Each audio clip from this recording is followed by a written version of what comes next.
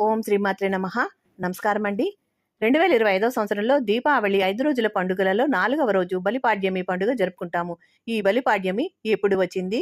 బలిపాడ్యమి దీపాలు ఎప్పుడు వదలాలి? అక్టోబర్ 21 మంగళవారము ఈ బలిపాడ్యమిని జరుపుకోవాలా? లేదా అక్టోబర్ 22వ తేదీ బుధవారం జరుపుకోవాలా? బలిపాడ్యమి దీపాలు ఏ సమయంలో వదలాలి? ఈ విషయాలన్నీ కూడా ఈ వీడియోలో మనం తెలుసుకుందామండి. కార్తీక శుద్ధ పాడ్యమినే బలిపాడ్యమి అని అంటారు. వామనుని యొక్క 3వ అడుగుతో పాతాళానికి వెళ్లిన బలిచక్రవర్తి ఈరోజు భూమి మీదకి వస్తాడని దీనిని బలిపాడ్యమే అని పిలుస్తారు. ఇప్పటికీ కొన్ని ప్రాంతాలలో ఈ రోజున బలిచక్రవర్తికి పూజలు కూడా చేస్తారు. ఈ రోజు నుంచే కార్తీక మాసం ప్రారంభమవుతుంది. కార్తీక మాసం పూజలను నిర్వహించేవారు, కార్తీక దానాలను ఆచరించేవారు ఈ రోజు నుంచే ఆచరించాలి. కార్తీక మాసం నెల రోజులు దీపాలు వదలలేని వారు ఈ కార్తీక మాసంలో వచ్చే మొదటి రోజైనటువంటి బలిపాడ్యమి రోజున, అలాగే కార్తీక మాసం ఆఖరి రోజైనటువంటి పోలిపాడ్యమి రోజున ఈ దీపాలు వెలిగిస్తే కార్తీక మాసం అంతటా కూడా దీపాలు వెలిగించినంత పుణ్యం లభిస్తుంది. అందుకని బలిపాడ్యమి రోజున, పోలిపాడ్యమి రోజున నీటిలో దీపాలు వదులుతూ ఉంటారు. ఈ 2 రోజులు నీటిలో దీపాలు వదిలితే కార్తీక మాసం నెల రోజు దీపాలని నీటిలో వదిలినంత ఫలితం లభిస్తుంది. అందుకని ఈ 2 రోజులు అంటే బలిపాడ్యమి రోజున, పోలిపాడ్యమి రోజున తప్పకుండా నీటిలో దీపాలు వదలాలి. మరి 2025 సంవత్సరంలో బలిపాడ్యమి ఎప్పుడు వచ్చింది అనంటే స్వస్తి శ్రీ చంద్రమానేన శ్రీ విశ్వావసు నామ సంవత్సరం దక్షిణాయనం శరదృతువు కార్తీక మాసం శుక్లపక్షం పాడ్యమి తిథి. ఈ పాడ్యమి తిథి ప్రారంభం 2025 సంవత్సరం అక్టోబర్ నెల 21వ తేదీ మంగళవారము సాయంత్రము 4:08 ప్రారంభమవుతుంది. 2025 సంవత్సరం అక్టోబరు 22వ తేదీ బుధవారము సాయంత్రము 5:22 వరకు ఈ పాడ్యమి తిథి ఉంటుందండి. ఈ 2025 సంవత్సరంలో అక్టోబరు నెల 22వ తేదీ బుధవారం నాడు బలిపాడ్యమి పండుగను జరుపుకోవాలి. ఈరోజు పాడ్యమి దీపాలు ఏ సమయంలో వదలాలి అనంటే బ్రహ్మ ముహూర్తంలో పాడ్యమి దీపాల్ని వదలాలి. బ్రహ్మ ముహూర్తము తెల్లవారుజామున 4:38 నుండి 5:26 వరకు బ్రహ్మముహూర్తము ఉంటుందండి. ఈ సమయంలో మీరు పాడ్యమి దీపాలు వెలిగించాలి, నీటిలో వదలాలి. ఈ రోజు నుంచే కార్తీక మాసం ప్రారంభమవుతుంది. ఈ రోజు నుంచే ఆకాశ దీపాన్ని కూడా ప్రారంభిస్తారు. ఈ రోజు నుంచే కార్తీక స్నానాలు, జపాలు, దానాలు, కార్తీక పూజలు అన్నీ కూడా ప్రారంభమవుతాయి. కార్తీక మాసం అంటే చంద్రుడు పౌర్ణమి తిథి రోజున కృత్తికా నక్షత్రంతో కలిసి ఉండేటట్టి మాసాన్నే కార్తీక మాసం అని అంటారు. కార్తీక మాసం అనేది కృత్తిక అనే పదం నుండి వచ్చింది. కార్తీక పాడ్యంని దీపావళి వెళ్ళిన మర్నాడు జరుపుకుంటాము. ఈ రోజున బలిపాడ్యంని జరుపుకుంటాము. అలాగే గోవర్ధన పూజను కూడా నిర్వహించుకుంటారు.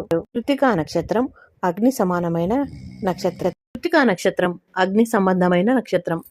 కార్తీక మాసం మొదటి రోజు పూజించవలసిన దైవం స్వాదాగ్ని, అంటే అగ్నిదేవుని రూపం.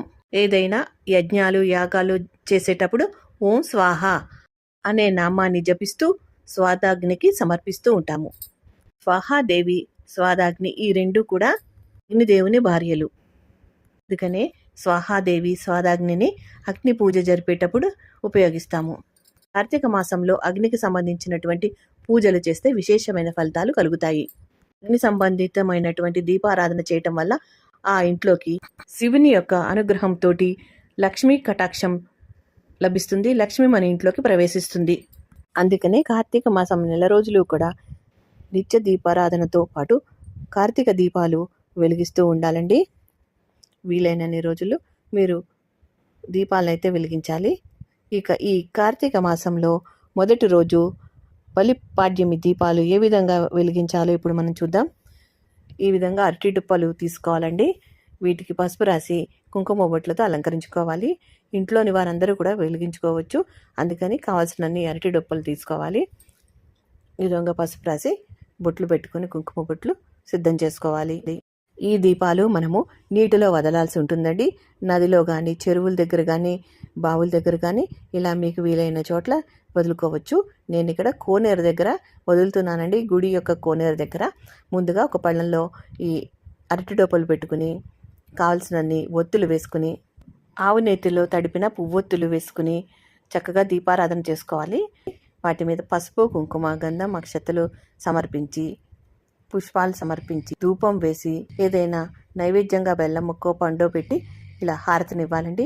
అలాగే కోనేరులో కూడా మనము గంగగా భావించి పసుపు, కుంకుమ, గంధం, అక్షతలు సమర్పించి, పుష్పాలు సమర్పించి, ధూపం వేసి, దీపం సమర్పించి హారతినివ్వాలండి. ఏదైనా బెల్లం ముక్క నైవేద్యంగా పెట్టాలి. ఈ విధంగా కోనేటిలో మనం వదులుతూ ముందుకు తోస్తూ 3 సార్లు నీళ్ళని ఆ విధంగా వెళ్ళతో తొయ్యాలండి. ఈ విధంగా అయితే మనము కోనేరులో దీపాలను అయితే వదులుకోవచ్చు. నదిలో కానీ కోనేరులో కానీ దగ్గరలో ఉన్న చోట.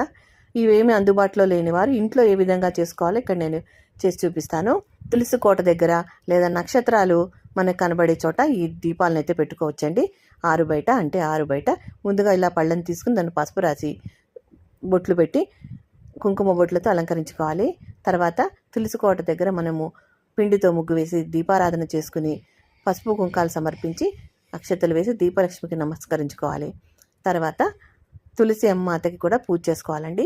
అమ్మవారికి పసుపు, కుంకుమ, గంధం, అక్షతలు సమర్పించి, తాంబూలం, నైవేద్యం అన్నీ సమర్పించి, తర్వాత మనము ఈ పళ్ళల్లో నీళ్లు పోసుకున్నాం కదా, గంగగా భావించి పసుపు, కుంకుమ, గంధము, అక్షతలు సమర్పించి, పుష్పాలు సమర్పించి అమ్మవారికి గంగమాతకి నమస్కరించుకోవాలి. ఈ దీపాలు వదలడానికి అనుమతిని కోరుతూ అమ్మవారికి నమస్కారం చేసుకోవాలి. తర్వాత ఈ విధంగా అయితే ధూపం వేస్తున్నానండి. అమ్మవారికి గంగాదేవిగా భావించి వేస్తున్నాను. తర్వాత తులసి అమ్మవారికి కూడా ధూపం వేసుకుంటున్నాను.